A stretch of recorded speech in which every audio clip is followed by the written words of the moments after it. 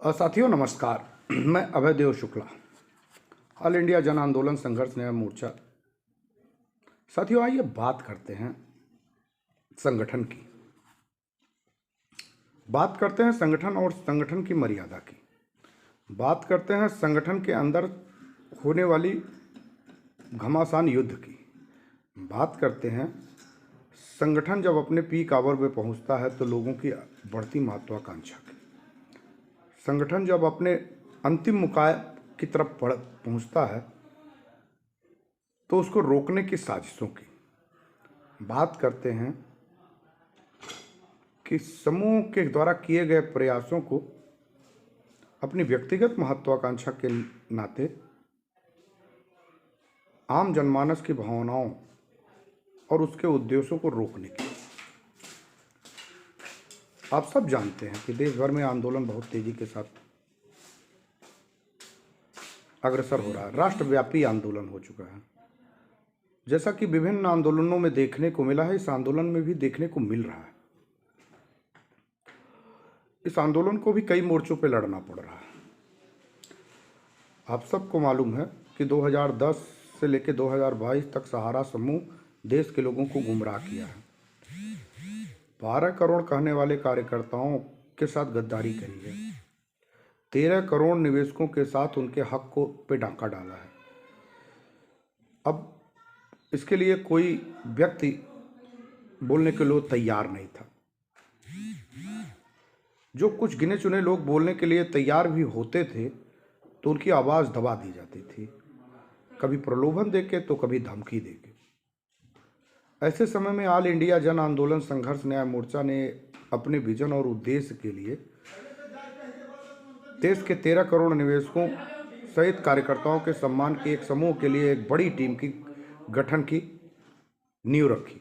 हालांकि वो सुदूर गांव से एक छोटी जगहों से निकल के अपनी बात को रखना था, बेहद कठिन काम था, लेकिन फिर भी आंदोलन को बड़ा करने के लिए हमने और हमारे साथियों ने दृढ़ संकल्प लिया और मुझे इस आंदोलन में अपने कुछ क्रांतिवीर साथियों का बेहद सहयोग मिला, जिसमें इस आंदोलन की प्रमुख कड़ी में न्यूज़ दुनिया नीरज शर्मा का महत्वपूर्ण रोल आज संगठन को बांधे खड़ा है। हम लोगों ने एक संकल्प लिया कि कोई तो बिल्ली की गली में घंटी बांधेगा। जब ये बात आई कि बिल्ली आती है और रोज मार के खा जाती है, एक एक करके एक दिन ऐसा आएगा कि सभी को मार के खा जाएगी, तो क्या होगा? क्या सभी लोगों के मौत के मुहाने पे पहुंच के अपने प्राण दे देने होंगे, या फिर कोई रास्ता बनेगा जिस रास्ते के कारण हम अपने अधिकारों के साथ लड़ते लड़ते मरेंगे? मरना ही है तो लड़ते लड़ते मरेंगे। जैसे सर्वविदित एक कहानी है, जिस कहानी के बारे में आप सब जानते हैं कि चूहों के एक फौज को लगातार एक बिल्ली खा रही थी। अब उस बिल्ली को हम सुब्रत राय कह लें, सरकार कह लें तो कोई गलत नहीं होगा। और चूहे दुनिया के सबसे छोटे जानवर के श्रेणी में आते हैं।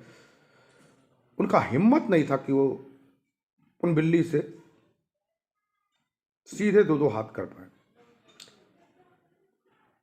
एक सभा बैठी और एक बड़ी निर्णय की तरफ लोग अग्रसर हुए। एक विचार और एक सबके मन में प्लान आया कि क्यों ना एक संगठन का निर्माण किया जाए, इस बिल्ली से सीधे टकराव करने की बात करें। लेकिन उसमें बिल्ली से लड़ना इतना आसान नहीं था, क्योंकि बिल्ली अपने पंजे में दबोच के सबको नेस्तनाबूद कर सकती थी और बहुत सारे लोगों को काल के गाल में उसके लिए समा जाना भी पड़ा था। बहुत सारी आवाजें बंद हो गई थी, दब गई थी। ऐसे में ऑल इंडिया जन आंदोलन संघर्ष न्याय मोर्चा का उदय हुआ। एक छोटे से शहर, जिस शहर का नाम था बस्ती, उत्तर प्रदेश का एक जिला, उसमें यह तय किया गया कि एक समूह की संरचना और संगठन बनाना बहुत जरूरी है। काल परिस्थितियां संगठन बनाने को मजबूर किया, क्योंकि लड़ाई हमेशा छोटी जगहों से निकलती है और क्रांति हमेशा छोटी जगहों से ही बड़ी होती है। लेकिन जिस उद्देश्य और लक्ष्य के लिए हम लोग लड़ना चाह रहे थे, वो उद्देश्य बहुत पवित्र और साफ था। उसमें देश के 13 करोड़ इन्वेस्टर और 12 लाख कार्यकर्ताओं की जान अटकी थी। जैसे तोते में, उस पिंजड़े में तोते की जान अटकी। इससे निकलना बहुत कठिन काम था और इससे पार पाना बहुत कठिन काम था। लेकिन शुरुआत तो कुछ कोई करेगा ना। एक छोटी सी सभा बुलाई गई, उसमें तय किया गया कि बिल्ली के गले में घंटी बांधी जाएगी।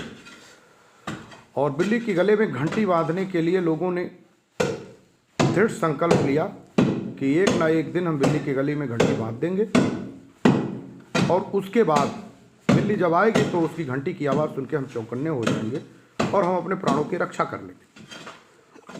हुआ भी वही। कुछ क्रांतिकारी साथी, जिसमें नीरज शर्मा भी शामिल थे और नौशाद भाई शामिल थे, संसार सिंह जी शामिल थे, इजहार अहमद शामिल थे, राम सुरेश यादव शामिल थे, कुसुम लता शामिल थी, होरीलाल गुप्ता जी शामिल थे। एक छोटे से समूह की संरचना बना के इस कार्यक्रम को बड़ा रूप देने की तैयारी बनी। और वही हो रहा था जो लोगों के साथ हो रहा था शुरुआती दौर में, क्योंकि साहस और हिम्मत नहीं था कि उस बिल्ली के सामने कोई पहुंचे। लेकिन दृढ़ इच्छा शक्ति के कारण एक समूह को एक संगठित रूप दिया गया और ऑल इंडिया जन आंदोलन संघर्ष न्याय मोर्चा का गठन किया। देखते ही देखते पूरे देश ने ऑल इंडिया जन आंदोलन संघर्ष न्याय मोर्चा को स्वीकार किया और को हिम्मत लगी, प्रेरणा जगी और दो हाथ करने का साहस दिखा। उसमें से बहुत सारे साथी निकल के आए और इस आंदोलन को धीरे धीरे करते बड़ा करते गए। हम दोनों लोग, नीरज शर्मा और अभयदेव शुक्ला की सोच ने देश में एक बड़ी आंदोलन की नींव रखना शुरू किया। और देखते ही देखते मध्य प्रदेश, छत्तीसगढ़, उत्तर प्रदेश, राजस्थान, बिहार, झारखंड, आसाम, उड़ीसा जैसे तमाम राज्य, बंगाल खड़े होने लगे। अब बड़ा समूह होगा तो बड़ी सारी बातें होंगी, बड़ी महत्वाकांक्षाएं होंगी और ईगो टकराने लगेगा। हालांकि संगठन समूह और अनुशासन का होता है और ये कोई राजनीतिक मंच का गठन नहीं किया गया। लेकिन बॉडी ऑफ स्ट्रक्चर राजनीतिक पृष्ठभूमि की दिखने के कारण लोगों में राजनीतिक महत्वाकांक्षा पहले आने लगी, नेता बनने की ललक पहले जाने लगी, भुगतान की ललक बाद में दिखने लगी। जिसको भी लाया गया, जिसको भी सोचा गया, उसमें से कुछ साथी जो शीर्ष के पदों पे लाए गए, वो भुगतान की प्रक्रिया को सुनिश्चित कराने के लिए कम दिखे, नेता बनने की प्रक्रिया में ज्यादा आ गए। जबकि खुद का उनका पैसा और खुद का उनका वजूद था और खुद उनको उसका दंश झेलना था।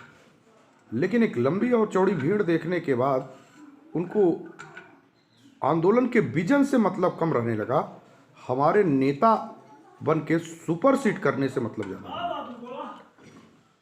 तमाम जगहों पे दिखाई दिया। उस दौर से हम बिहार से भी गुजरे। बिहार में भी हमारे कुछ साथी जो आंदोलन से जुड़े और देखते ही देखते उनको अहंकार भर गया कि हमसे आंदोलन है, हम आंदोलन से नहीं है। लेकिन बिहार की जनता ने उसको जवाब दिया और उसमें मोहित कुमार जैसे एक नौजवान साथी को आगे कर दिया। और चूंकि मोहित कुमार जैसे लोग नौजवान साथी के रूप में निकल के बाहर आए तो देखते ही देखते बिहार बढ़ गया। उसमें मणिभूषण, नित्यानंद, जितेंद्र प्रसाद, राजेंद्र जी, नवल चौरसिया जी जैसे तमाम लोग इस आंदोलन की लड़ाई को बड़ा करने के लिए संगठित ढांचे की शुरुआत कर दी। और देखते ही देखते बिहार देश में सबसे बड़ा जन आंदोलन का साथी बन गया, क्योंकि उन लोगों ने संगठन को अनुशासन की तरह चलाया और उनके अंदर ईगो नहीं आया। उनको भुगतान पहले था, नेतागिरी बाद में। दिल्ली जंतर मंतर के कार्यक्रम को हम लोगों ने ऑर्गेनाइज किया। उस दिल्ली जंतर मंतर कार्यक्रम के ऑर्गेनाइज करने के बाद भी हम लोगों के बीच में वही दुख दंश देखने पड़े, क्योंकि हमारा संगठन बड़ा होता जा रहा था और विरोध के स्वर उसमें अंदर खाने बढ़ते भी जा रहे थे कि राजनीतिक इच्छा शक्ति थी, व्यक्तिगत महत्वाकांक्षी थी और पॉपुलरिटी पाने के लिए प्रयासरत थे। हालांकि संगठन ने बार बार किसी के वजूद के साथ समझौता नहीं किया और उसको यथासंभव स्थान दिया और उसको पूरी आज़ादी दी कि संगठन बढ़ा।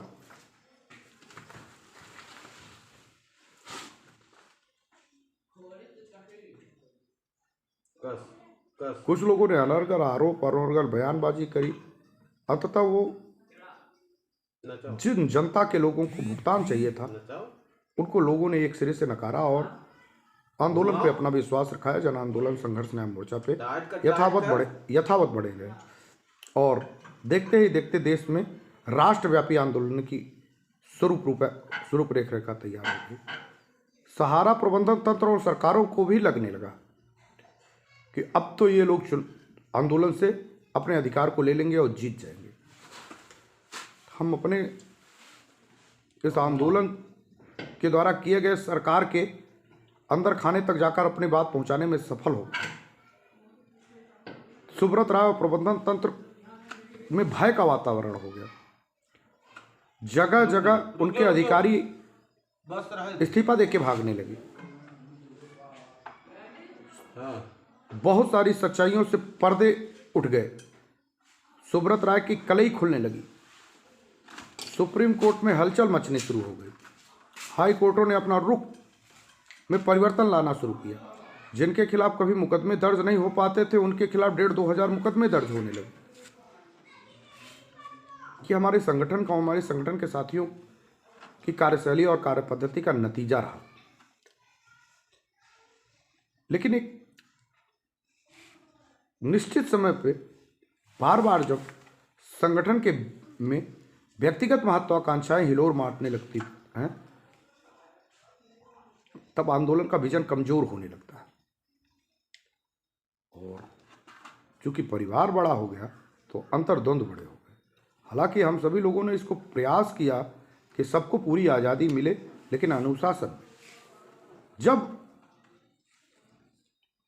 आंदोलन बड़ा होने लगा और आंदोलन को अपनी बात देश की सरकार तक पहुंचाने के लिए गंभीरता के साथ अपनी बात को रखनी हुई, तो एक एक कदम को फूंक के चलने के लिए अनुशासन का होना बहुत जरूरी है। एक बात अगर राष्ट्रीय नेतृत्व करे तो उसका अनुपालन निचले स्तर तक के लोगों को करे, ताकि हमारे और हमारे साथियों के बीच में दो तरह की बात निकल के ना आने पाए। इसके लिए जब हम सभी लोगों ने संगठनात्मक ढांचे को कसना शुरू किया तो राजनीतिक महत्वाकांक्षा और अपनी व्यक्तिगत महत्वाकांक्षा पूरी करने वाले लोगों में कलबलाहट मचनी शुरू हो गई। फिर एक समय ऐसा आ सकता है कि वह आंदोलन को बदनाम कर सकते हैं और आंदोलन को तोड़ने, उसका हवा पाते ही सहारा प्रबंधन तंत्र के लोग भी अंदर खाने से हवा देना शुरू करते हैं, जिससे आंदोलन कमजोर होने लगता है। क्योंकि सुब्रत राय प्रबंधन तंत्र को तो यही चाहिए कि इनके लोगों में आपसी फुटमत हो और आपस में लोगों में एक विचारधारा ना आए जिसका लाभ वो लेते रहें और एक दूसरे को बलगराते रहें। हमको यह अंदेशा इस बात का बहुत अच्छी तरीके से है कि सुब्रत राय और प्रबंधन तंत्र के लोग अंदर खाने से कुछ साजिश रच रहे हैं, जिससे एक बार पुनः हम लोगों को यह देखने को मिल सकता है कि जब हम बीच रास्ते के अंतिम पड़ाव तक आए हैं उस समय हमारे आंदोलन को कमजोर करने की एक बार पुनः प्रयास किया जा सकता है। हम सभी साथियों को इस समय सचेत रहने की जरूरत है, क्योंकि किसी का लक्ष्य राजनीति करके अपने आप को प्रतिस्थापित कराना नहीं है, पहले भुगतान सुनिश्चित कराना है। भुगतान सुनिश्चित हो जाए, नेता बन जाए, मुझे कोई ऐतराज आपत्ति नहीं है। और हमने और हमारे साथियों ने पहले से ही भी घोषणा करें, हम बॉडी ऑफ स्ट्रक्चर पॉलिटिकल दिखते हैं, लेकिन हमारा उद्देश्य सरकार की नीतियों को झुका के अपने भुगतान को सुनिश्चित कराना है। अगर हम अपने भुगतान के दबाव में सफल हो पाए तो फिर बहुत सारे ऑप्शन आपके पास होंगे। आप नेतागिरी कर लीजिएगा, आप सांसद विधायक हो जाइएगा। हम सारे लोगों को और आंदोलन के लोगों को इससे कोई एतराज आपत्ति नहीं है, लेकिन जब तक हमारे लोगों का भुगतान सुनिश्चित नहीं हो तब तक हम ना किसी को राजनीति करने देंगे और ना राजनीति करेंगे। हमको बहुत सारे निर्णय लेने पड़ते हैं, हमको बहुत सारे राजनीतिक दलों को साठगांठ करके अपने पक्ष में बोलने के लिए मजबूर करना पड़ता है। हमको उन सभी लोगों को खोजना पड़ रहा है जो हमारे लिए बोले, जो हमारे लिए बोलेगा। निश्चित तौर पे हमको उनको बुलवाने के लिए उनके दरवाजे पे जाना पड़ेगा, क्योंकि लोकतंत्र में राजनीति की मुख्य धारा से जुड़े लोगों की एक बड़ी जमात है। अगर वो सदन के बाहर और सदन के अंदर बोलना शुरू नहीं करेगी तो हमारे पैसे का भुगतान सुनिश्चित नहीं हो पाएगा, क्योंकि हम सभी साथी ये जानते हैं कि जितने भी देश भर में आंदोलनकारी हैं उनके पास पैसे की बेहद तंगी है। अगर हमारे पास पैसे की बेहद तंगी ना होता तो जैसे सुब्रत राय